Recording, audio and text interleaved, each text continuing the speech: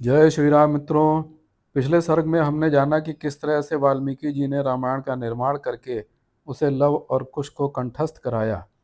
अब आज सर्ग 5 में हम जानेंगे राजा दशरथ द्वारा सुरक्षित अयोध्यापुरी का वर्णन। तो आपका स्वागत है इटर्नल ग्रंथ बाई मेघराज में। जय श्री राम।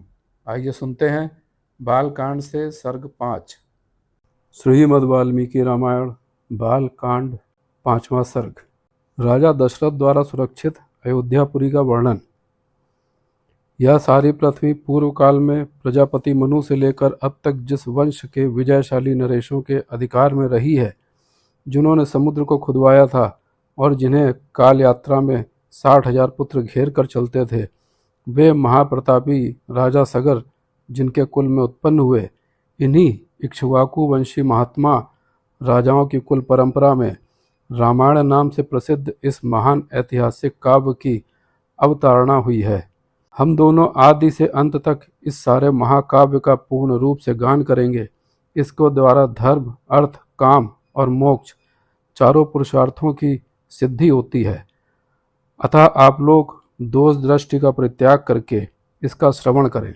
कौशल नाम से प्रसिद्ध एक बहुत बड़ा जनपद है जो सरयू नदी के किनारे बसा हुआ है। यह प्रचुर धन धान्य से संपन्न, सुखी और समृद्धशाली है। इसी जनपद में अयोध्या नाम की एक नगरी है जो समस्त लोकों में विख्यात है।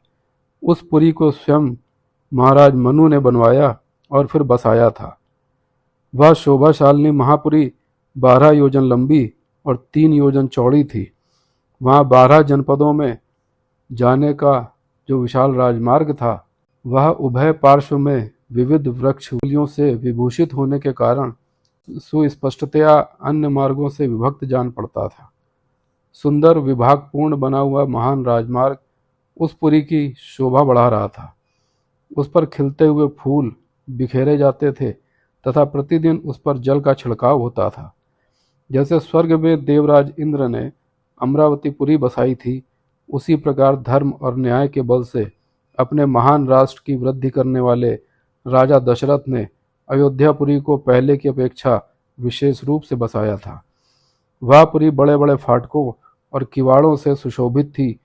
उसके भीतर पृथक पृथक बाजारें थीं। वहाँ सब प्रकार के यंत्र और अस्त्र शस्त्र संचित थे। उस पुरी में सभी कलाओं के शिल्पी निवास करते थे। स्तुति पाठ करने वाले सूत और वंशावली का बखान करने वाले मगध वहाँ भरे हुए थे। वह पुरी सुंदर शोभा से संपन्न थी। उसकी सुषमा की कहीं तुलना नहीं थी।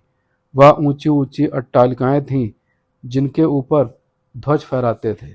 सैकड़ों तोपों से वह पुरी व्याप्त थी। उस पुरी में ऐसी बहुत सी नाटक मंडलियां थीं जिनमें केवल स्त्रियां ही नृत्य एवं अभिनय करती थीं। उस नगरी में चारों ओर उद्यान तथा आमों के बगीचे थे। लंबाई और चौड़ाई की दृष्टि से वह पुरी बहुत विशाल थी तथा साखू के वन उसे सब ओर से घेरे हुए थे। उसके चारों ओर गहरी खाई खुदी हुई थी जिसमें प्रवेश करना या जिसे लांघना अत्यंत कठिन था।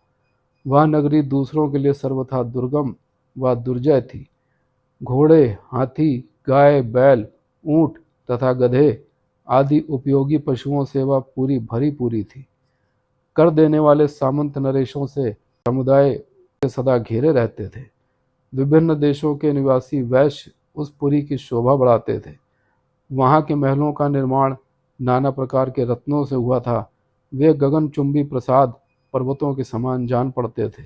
उनसे उस पुरी की बड़ी शोभा हो रही थी।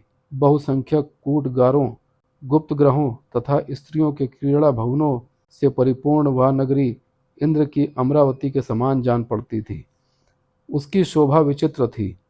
उसके महलों पर सोने का पानी चढ़ाया गया था अथवा वह पुरी दूध फल के आकार में बसाई गई थी। श्रेष्ठ और सुंदरी नारियों के समूह उस पुरी की शोभा बढ़ाते थे। वह सब प्रकार के रत्नों से भरी पूरी तथा सतमहले प्रसादों से सुशोभित थी। पुरी वासियों के घरों से उसकी आबादी इतनी घनी हो गई थी कि कहीं थोड़ा सा भी अवकाश नहीं दिखाई देता था। उसे समतल भूमि पर बसाया गया था। वह नगरी जड़हन धान के चावलों से भरपूर थी। वहाँ जल इतना मीठा या स्वादिष्ट था मानो ईख का रस हो। भूमंडल की वह सर्वोत्तम नगरी दुंदुभि, मृदंग, वीणा, पणव आदि वाद्यों की मधुर ध्वनि से अत्यंत गूंजती रहती थी। देवलोक में तपस्या से प्राप्त हुए सिद्धों के विमान की भांति उस पुरी का भूमंडल में सर्वोत्तम स्थान था। वहाँ के सुंदर महल बहुत अच्छे ढंग से बनाए और बसाए गए थे। उनके भीतरी भाग बहुत ही सुंदर थे। बहुत से श्रेष्ठ पुरुष उस पुरी में निवास करते थे।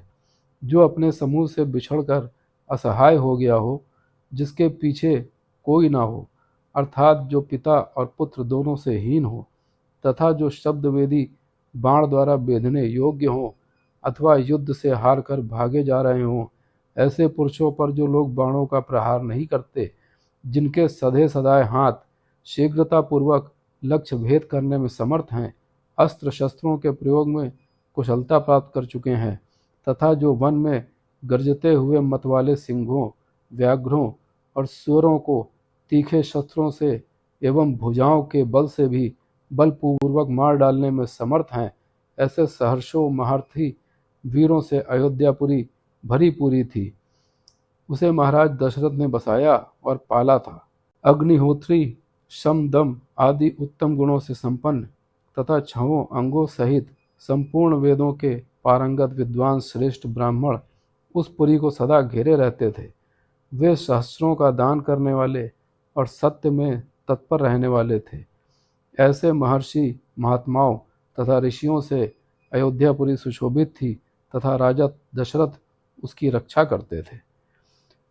इस प्रकार श्री वाल्मीकि निर्मित आर्ष रामायण आदि काव्य के बालकांड में 5वां सर्ग पूरा हुआ। अब बालकांड के छठे सर्ग के साथ हम जल्दी फिर से मिलेंगे और उसमें जानेंगे कि राजा दशरथ के शासनकाल में अयोध्या और वहाँ के नागरिकों की स्थिति किस प्रकार की थी। प्रभु राम आप सब पर अपनी कृपा बनाए रखें। जय श्री राम, जय सनातन।